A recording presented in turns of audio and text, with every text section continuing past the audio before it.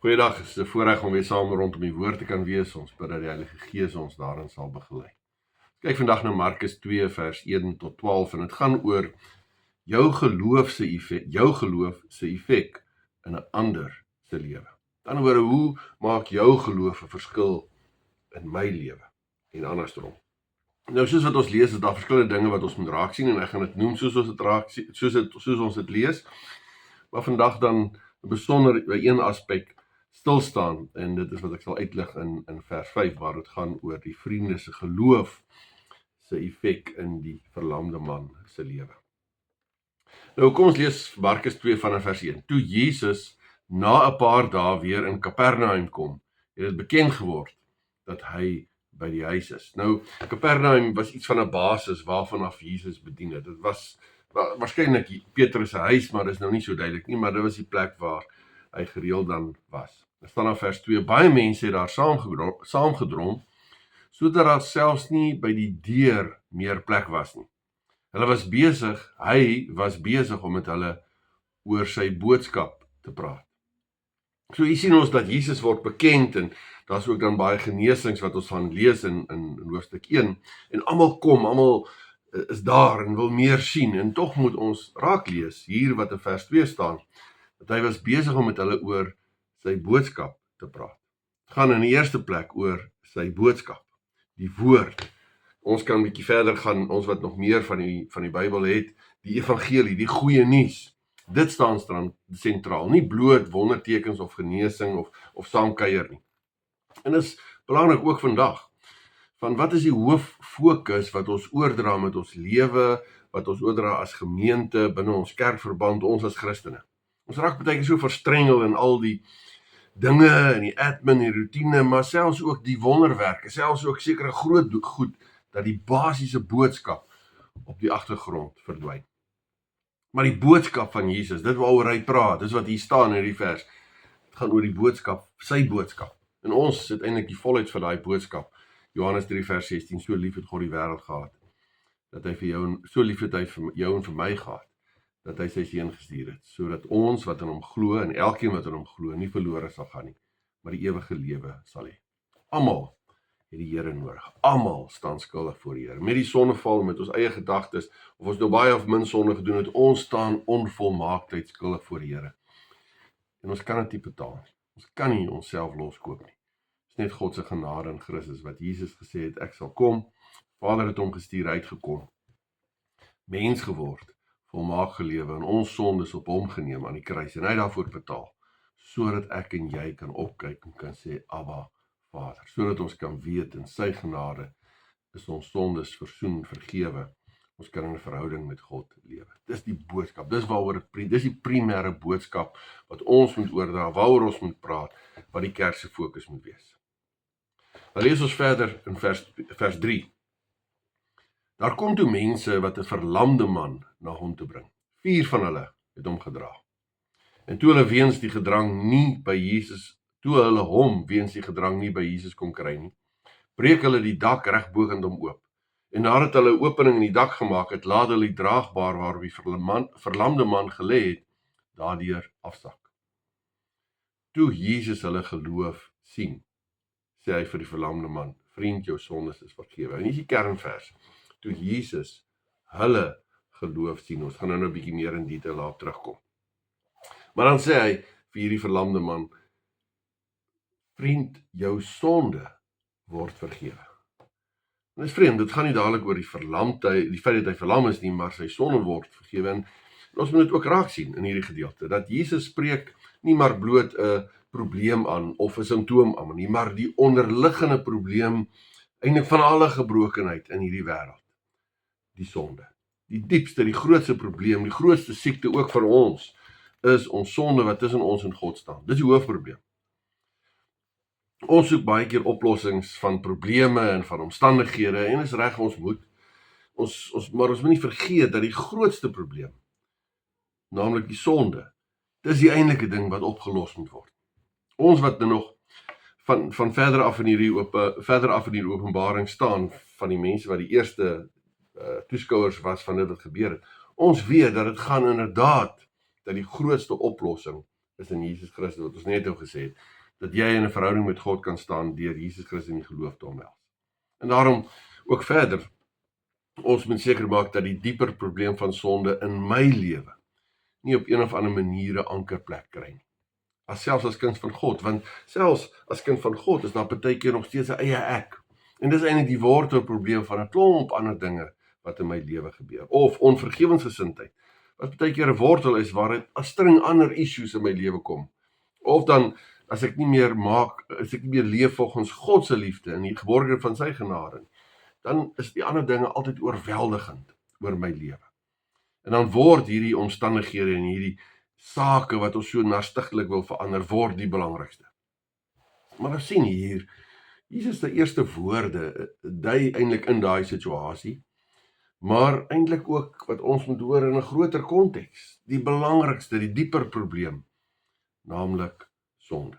Ek en jy moet dalk ook die Heilige Gees vra, om as mense dit bietjie verder gaan toepas, moet gaan vra, nie maar bloot wat is die omstandighede wat in my lewe moet verander nie. Nie maar bloot wat is die krisis en hoe kan die Here hierdie krisis van my af wegvat. Maar die Heilige Gees te gaan vra, om te gaan sê, wys vir my die dieper probleem in my lewe. Wat is agter dinge? Wat lê agter in my lewe wat dalk deur God se genade herstel moet word, sodat ek in daardie basiese dinge versoening kan kry, lewe kan kry. Natuurlik bring ons ook hierdie verse, bring bietjie die verband tussen sonde en siekte na vore. Is 'n onderwerp op sy eie, maar net in kort, natuurlik, is alle gebrokenheid en alle siekte nie as gevolg van 'n bepaalde sonde nie. Natuurlik is dit as gevolg van sonde in die geheel, na die sonneval en met alles wat gebeur in die wêreld, is sonde die oorsaak van gebrokenheid, maar dis nie noodwendig dat altyd 'n bepaalde siekte of 'n bepaalde omstandigheid is gekoppel aan 'n bepaalde sonde. Natuurlik moet ons as Christene nooit vrede maak met gebrokenheid. Ons moet altyd werk na heelmaking, na vrede, na versoening en na genesing. Ons moet altyd ten minste ook vra in moeilike omstandighede of in siekte, is dit iets wat die Here my tot stilstand wil bring om vir my te wys, is daar iets spesifieks wat my wegdryf, wat ek moet bely en hanteer. Selfondersoek is deel van die lewe van 'n Christen.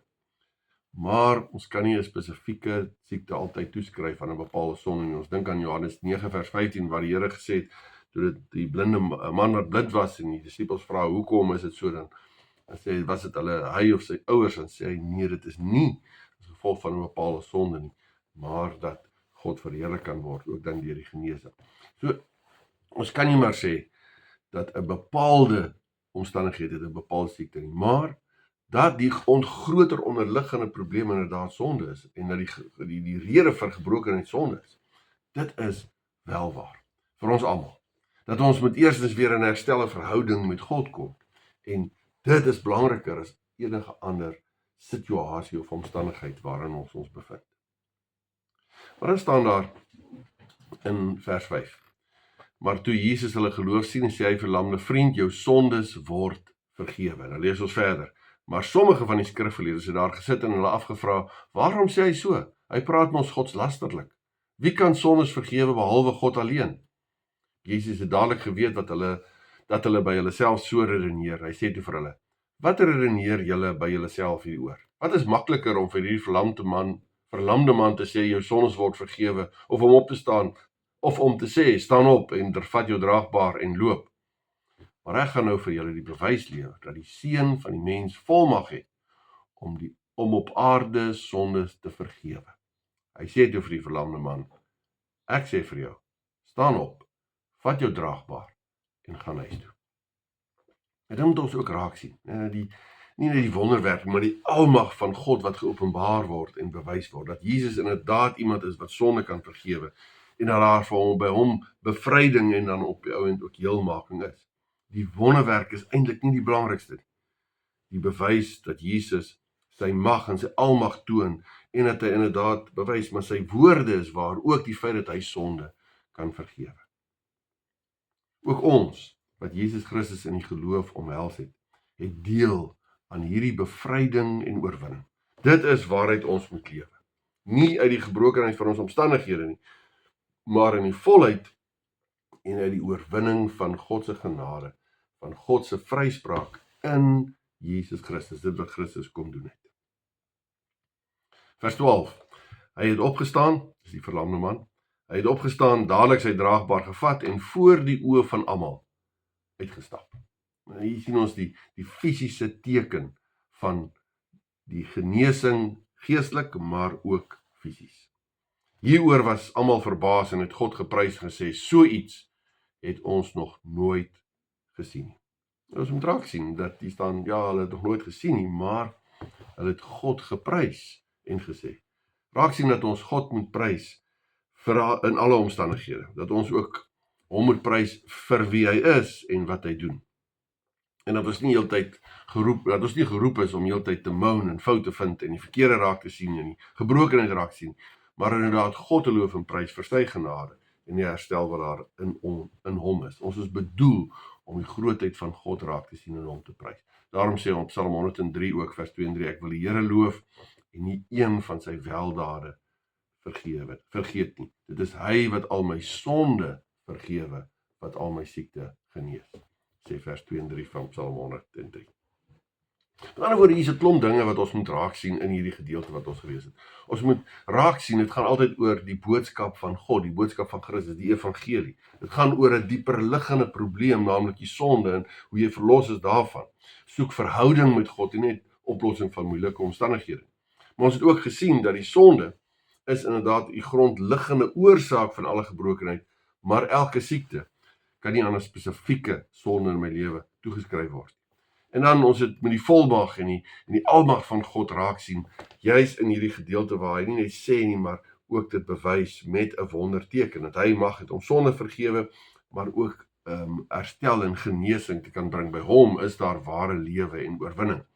En hier op die einde daar, die kort sinnetjie, en tog moet ons dit raak sien, dat ons die Here moet loof en prys, deurdat ek sy genade, sy wonderwerk, sy verlossing raak sien. 'n lewe van lofprysing aan God. Maar net so ietsie meer oor vers 5. Toe Jesus hulle geloof sien. En nou uit die konteks is dit alles beskryf wat die vriende gedoen het. En daarom gaan dit oor die geloof, duidelik oor die geloof van die vriende, alhoewel die geloof van die verlamde man nie noodwendig daarbey uitgesluit is. Maar die punt is, die geloof van die 3 vriende wat die man gebring het, word beklemtoon. En hier gebeur 'n klomp dinge met hierdie verlamde man, ook en dalk juis as gevolg van die geloof van die 4 vriende. Dis deur die geloof van die 4 vriende dat hulle volhard en aanhou en nie opgee nie, maar aanhou totdat hy by die verlamde man by Jesus kan uitkom en daar heelmaking en bevryding vir hom is. Die 4 vriende se geloof maak 'n groot verskil in die lewe van die verlamde man. Daai toe Jesus hulle geloof sien. Deur jou geloof in Jesus Christus is jy ook in die Gees saamgebind in 'n eenheid met medegelowiges as liggaam van Christus. En jy as gelowige het ook kontak met ander mense. En dan is dit so dat jy as gevolg van hierdie saambind van die Gees binne 'n eenheid van medegelowiges, beteken dit dat geloof is nie 'n individualistiese saak. Dit het 'n effek en dit moet 'n effek hê op medegelowiges en dan ook op die ou end ander mense. Ons sien dit selfs binne die liggaam van Christus, 1 Korintiërs 12 vers 21. Die oog kan nie vir die hand sê ek het jou nie nodig nie. Die kop kan nie weer vir die voete sê ek het jou nie nodig nie. Ons het 'n effek, ons het 'n interafhanklikheid van mekaar. Dis hoe God dit bedoel het. En nou in Markus 2, saam nou hierdie gedeeltes in 1 Korintiërs 12, daag dit ons individualistiese siening van geloof uit, wat ons tog maar het. Daai ding van ek het my verhouding met die Here. Ek moet groei in my verhouding. Ek moet deur hierdie moeilike tyd kom. Ek kan in oorwinning leef. Ja, dis waar, maar daar staan ook toe Jesus hulle, die vriende, se geloof sien. Daai afhanklikheid van medegelowiges in 1 Korintiërs 12, wat ons nou gelees het.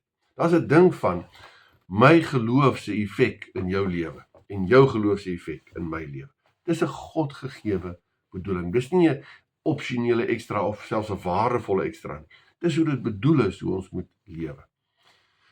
Want ons kry dit hier in die gedeelte ook, maar jy kry mens verskillende vlakke van betrokkenheid by mekaar. Partykeer sê ons, ja, ek hoor jou, en ek voel saam met jou, of dalk dink sê, ek dink aan jou, of ek bid vir jou, en dit is nodig, en dit is reg, en ons is baie positief.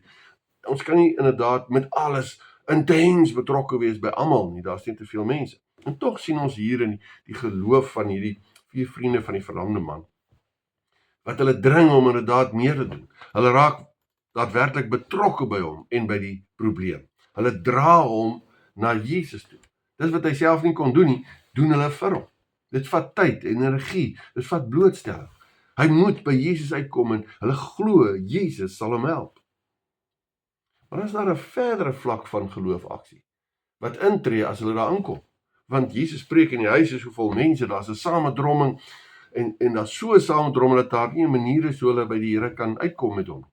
Nou, dit sou tog seker verstaanbaar gewees het as hulle gesê het, ons het ons bes probeer. Ag, nou wag ons maar. Ag, sterkte vir jou. Jesus kom dalk weer hier langs verby. Ons kan nie iets verder doen. Maar in die gedeelte is duidelik dat as gevolg van die geloof van die 4 vriende, dring dit hulle om aan te hou, te volhard en nie op te hou. Hulle op 'n manier kom hulle op die dak, haal die dakteels af, so wat mens sien in die vergelykende dele ook in Lukas, en laat Lukas 5, en hulle laat sak die verlamde man met die draagbaar en al tot by Jesus. Nou jy kan net jou indink, nou is hier skielik iemand op die dak en die gekletter om die dakteels af te haal en hier's 'n stering en hier kom die man op 'n draagbaar af. Alles word eintlik ontwrig. Maar hoekom hierdie volhardende moeite? Hierdie volharding om te sorg dat die man by die Here uitkom. Vers 5 sê, toe Jesus hulle geloof sien.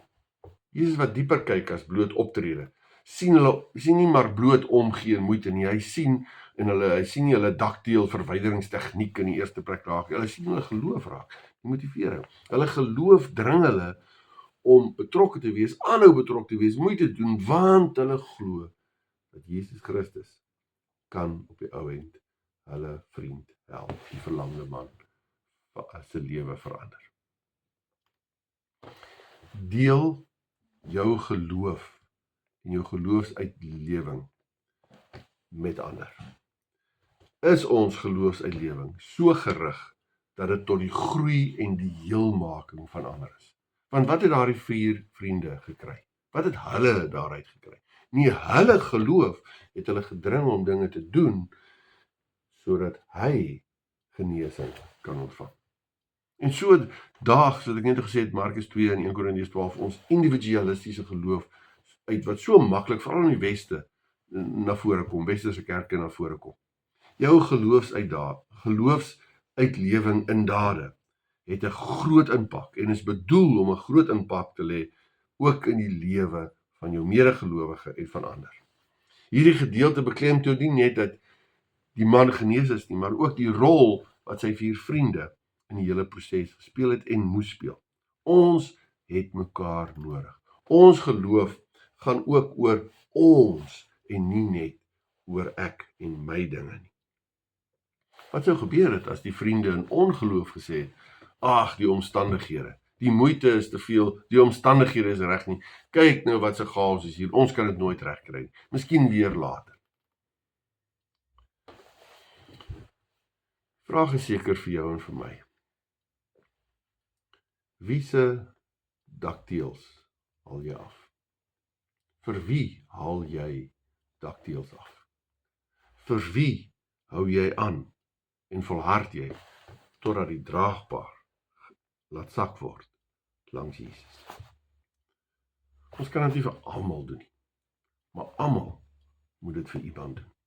Dis God se bedoeling. Dis God se bedoeling dat jou geloof wat oorgaan in geloofsdade iemand se lewe raak. Dit moet vir jou 'n naam en 'n gesig wees. Jy kan nie almal dra nie, maar wie dra jy? Wie dra jy met daai draagbaar na die Here toe, vanuit sy of haar omstandighede? Is daar vir jou 'n naam en 'n gesig? Is jou geloof prakties ook in 'n ander persoon se lewe? Maar ook, laat jy toe dat ander jou dra. Laat jy toe dat ander jou ook laat afsak tot by Jesus, sodat daar ook 'n verdere verandering en groei en heelmaking in jou lewe kan wees. Natuurlik, soos dit duidelik is, na Jesus toe. Nie ons bring mekaar na ons wyshede en ons oplossings en selfs ons een wees as gelowiges. Dit is nie die oplossing, dit is alles belangrik, maar die aksie is gerig tot 'n oplossing na Jesus toe en by Jesus, nader na die Here toe. Ons moet mekaar deur geloofsaksie begelei, mekaar dra, bring by Jesus Christus, by God die Enig, Vader, Seun en Heilige Gees. Ja, want 'n kerk is nie 'n plek waartoe jy gaan nie. Dis 'n geloofsfamilie wat in geloofsbande mekaar liefhet en saam mekaar lewe. En deur mekaar se geloofsaksie word ons nader gebring na die Here toe. Jou geloof en jou geloofsdade het 'n groot impak op 'n ander se lewe.